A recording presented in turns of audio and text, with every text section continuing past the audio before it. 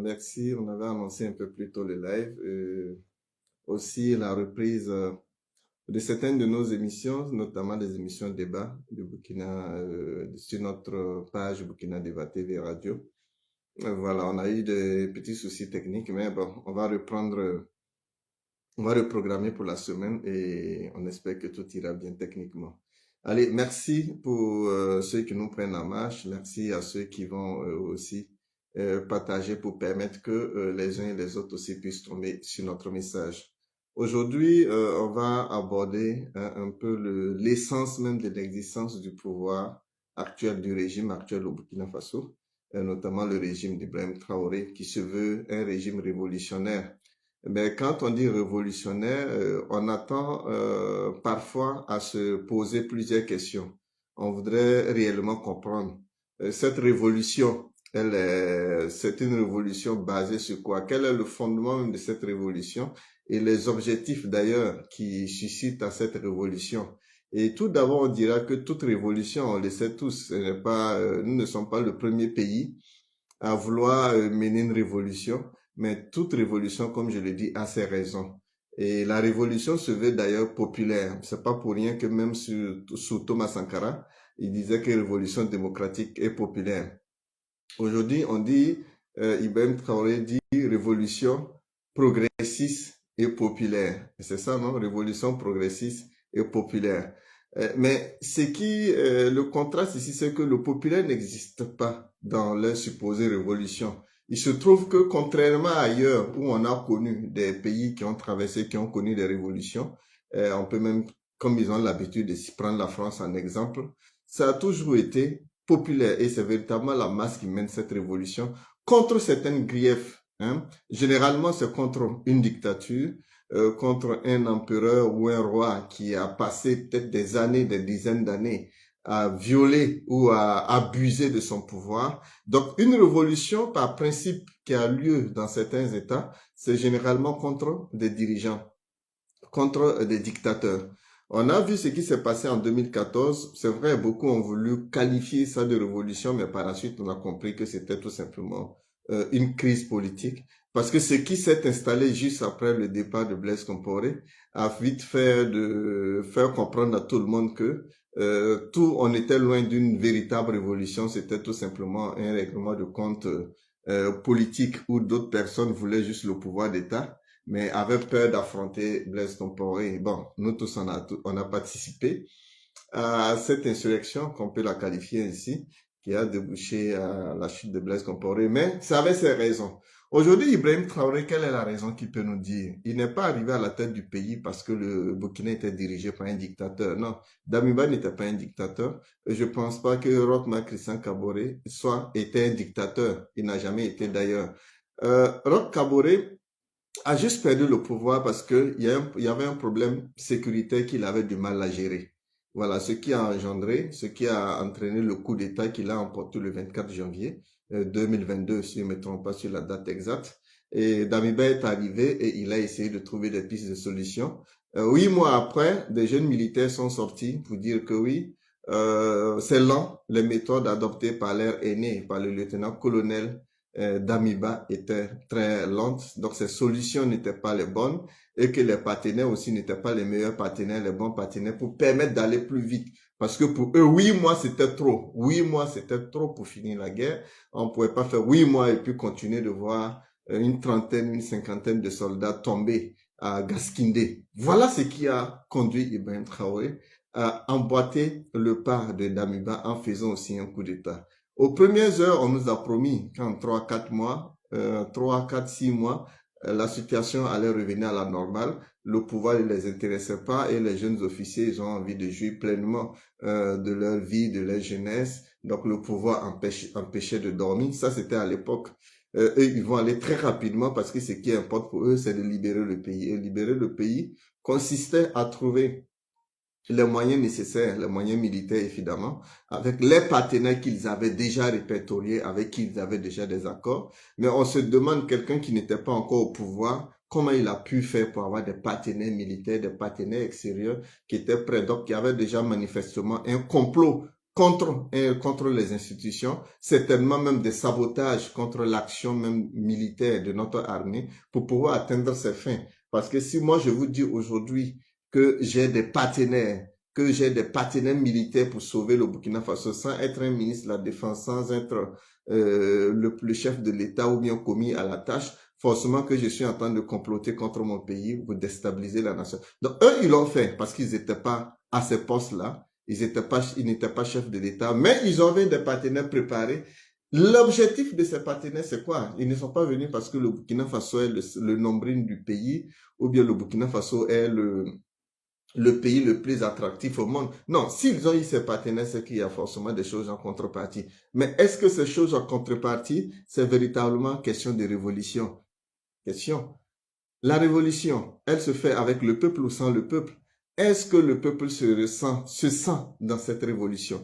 Parce que comme je l'ai dit, aujourd'hui, si on veut parler de véritable révolution, on peut déjà projeter pour dire que la véritable révolution peut-être est en cours, va arriver. La véritable révolution, ce n'est pas les privations de liberté. La véritable révolution se fait avec le peuple, pour le peuple, au profit du peuple.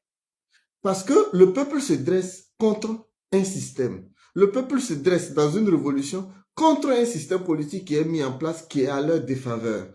Contre un dirigeant qui vient, qui oublie le pourquoi il est là et qui pense que opprimer le peuple, lui priver de toutes ses libertés, de tous ses droits, c'est ça faire la révolution. Aujourd'hui, on voit des jeunes militaires qui se contentent juste d'utiliser la force des armes, intimider les autres, enlever les autres, leur ôter la vie, faire disparaître des proches, faire disparaître des concitoyens burkinabés, sans dire pourquoi. C'est celui qui se fait appeler aujourd'hui chef de l'État, c'est lui qui par moment à des sorties publiques vous dira pourquoi on a enlevé X ou Y, vous dira ce qu'on reproche à Y, comme s'il n'y avait plus de procureur de la République, comme s'il n'y avait plus de ministre de la Justice, comme s'il n'y avait plus de voix habilitées ou d'institutions habilitées pour rendre justice dans notre pays.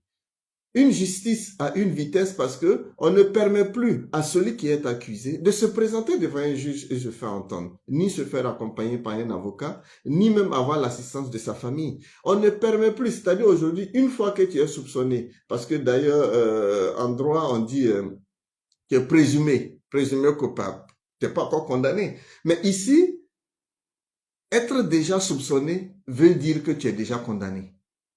Au Burkina Faso, être soupçonné aujourd'hui, c'est déjà la condamnation directe. Donc, pas besoin de procès. Voilà pourquoi les gens se retrouvent dans des cellules privées d'Ibrahim Traoré sans procès.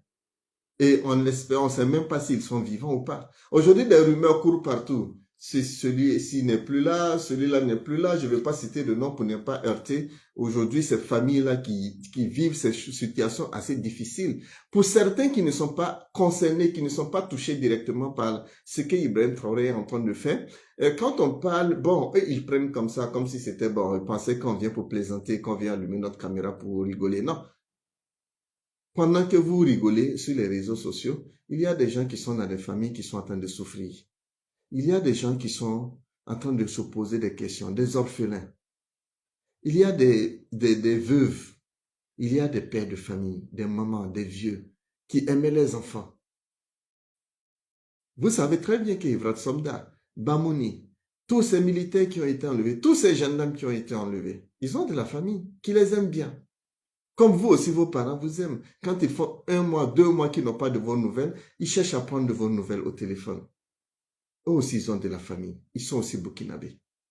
On sait qu'ils ont servi ce pays. Ils ont risqué leur vie aussi pour ce pays.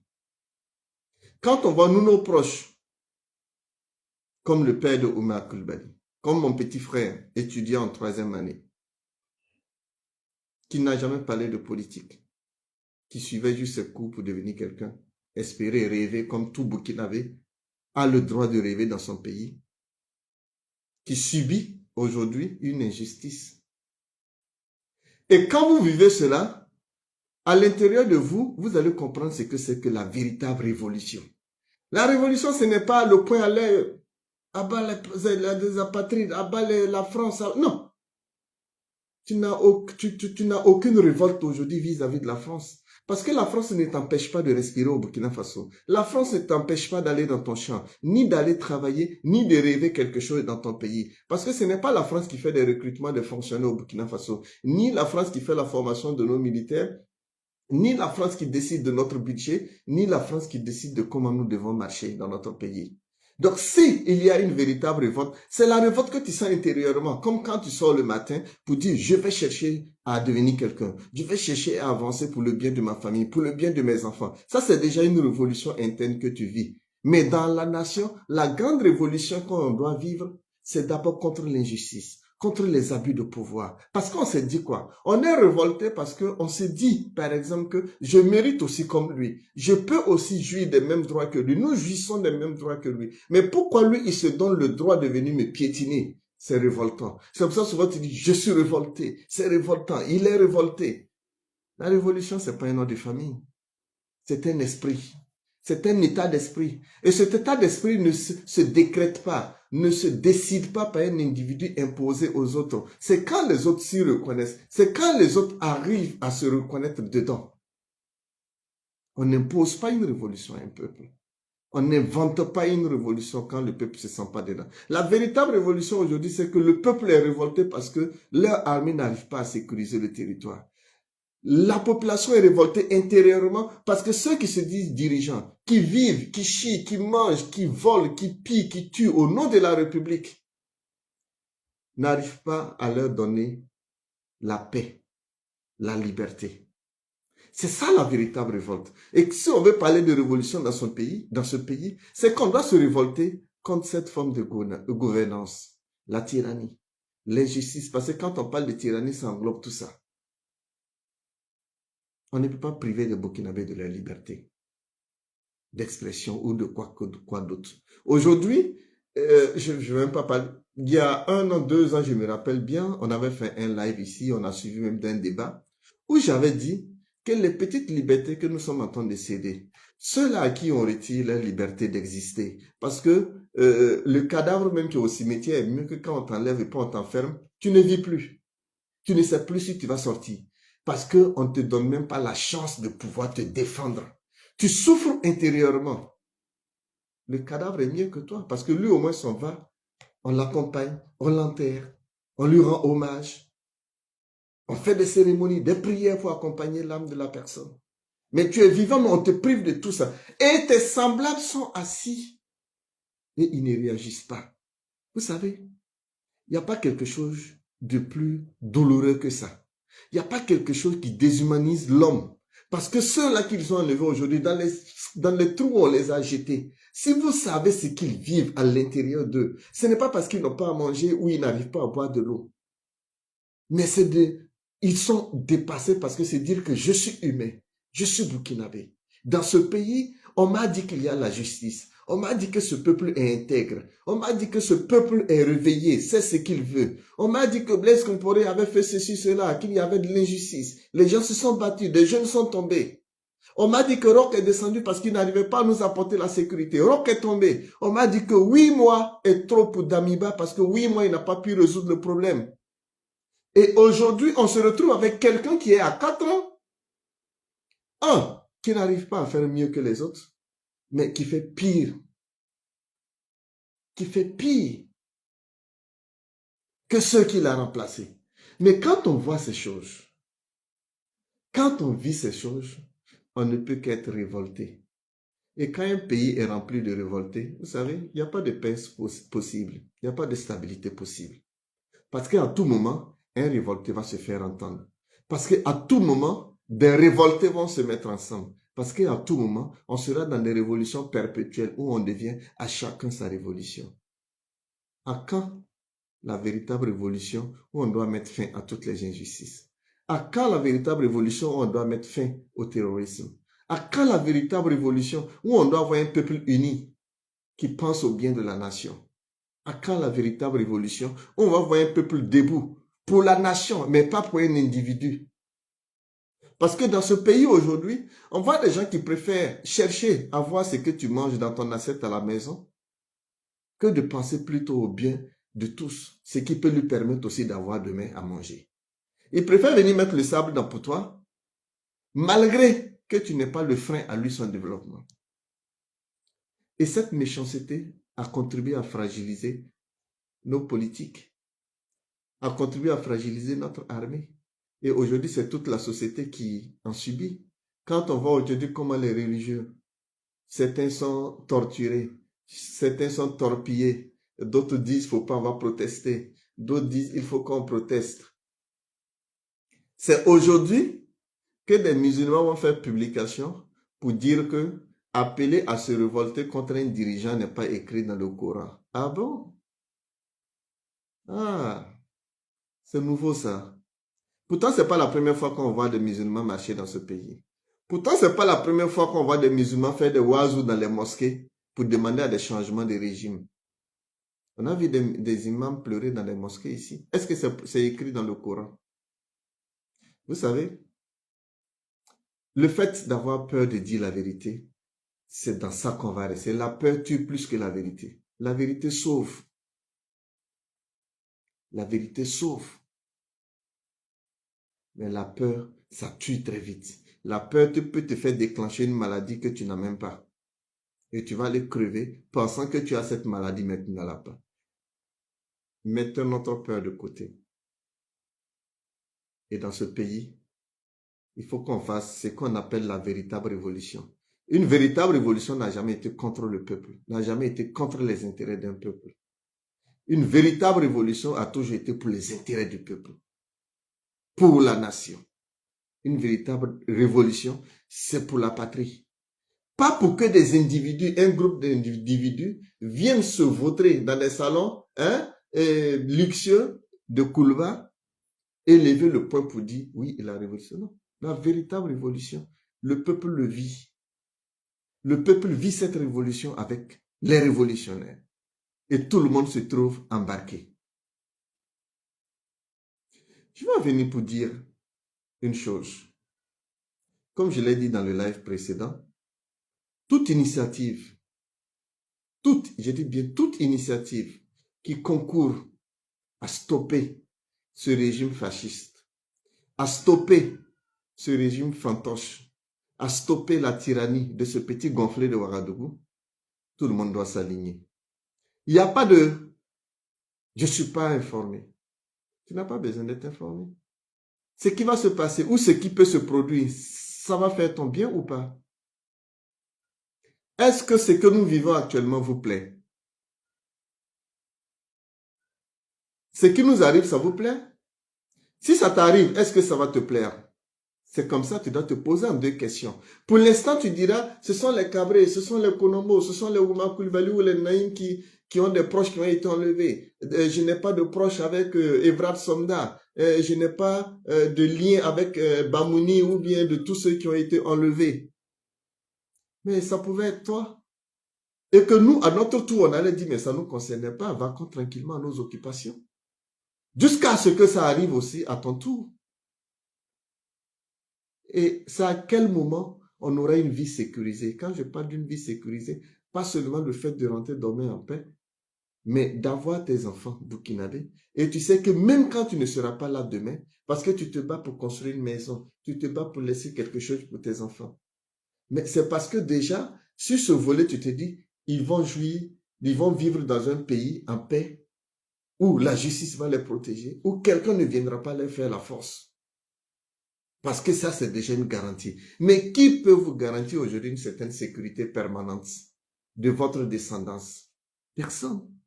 Parce que nous ne sommes plus dans un état de droit. On vit au fantasme d'un individu. Et je répète, toute initiative qui concourt à sauver la nation, qui concourt à redonner notre dignité, qui concourt à permettre à des fils de ce pays de se donner la main,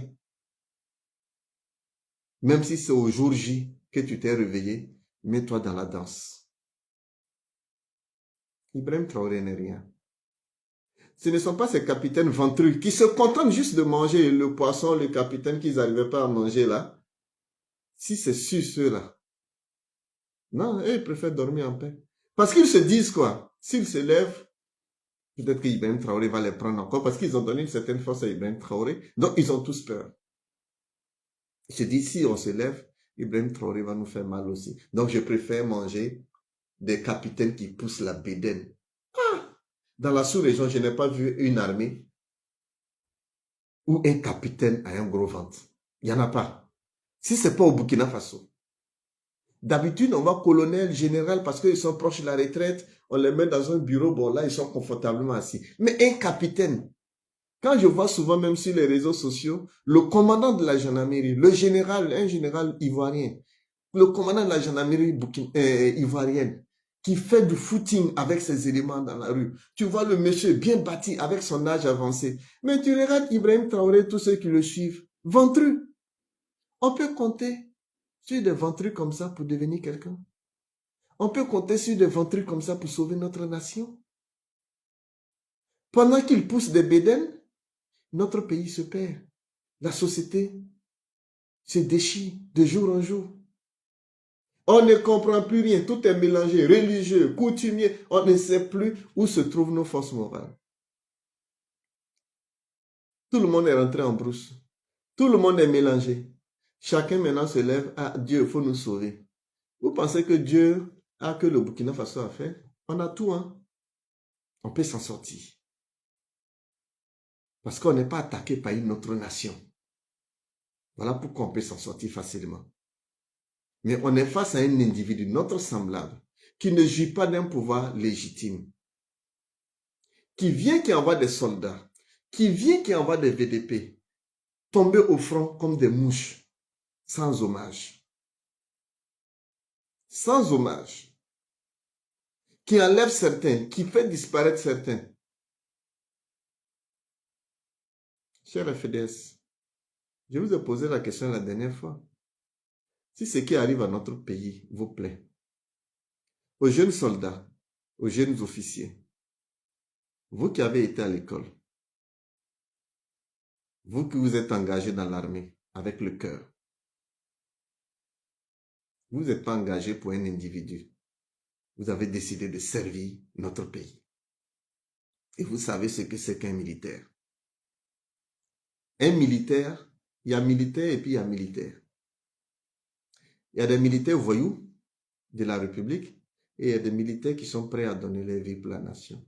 Et donner sa vie pour la nation, ce n'est pas seulement accepter d'aller tomber en brousse, mais de savoir privilégier certaines missions. Les véritables missions actuelles, c'est de stopper ce groupe de brigands, cette clique de délinquants militaires qui sont en train de déshonorer toute une république et toute une armée. Et cette mission, ça vous revient à vous. Ça vous revient à vous soldats, à vous VDP, à tous ceux-là qui ont la capacité, à vous aussi les civils, à nous aussi les civils. Je ne vais pas être long. Comme on va ouvrir le débat sur TikTok pour permettre à tout le monde de prendre la parole et écouter les différents témoignages de l'actualité. Mais je vais terminer en disant ceci. Pour faire tomber le diable, il n'y a pas de jour. Pour faire tomber le diable, on ne dort pas. Pour faire tomber le diable, il y a des gens qui prient dans les mosquées, des églises, qui vont même chez des marabouts, matin, midi, soir. Pour faire tomber le tyran, il n'y a pas de recette clé. Mais toute recette possible peut stopper le tyran. À très bientôt.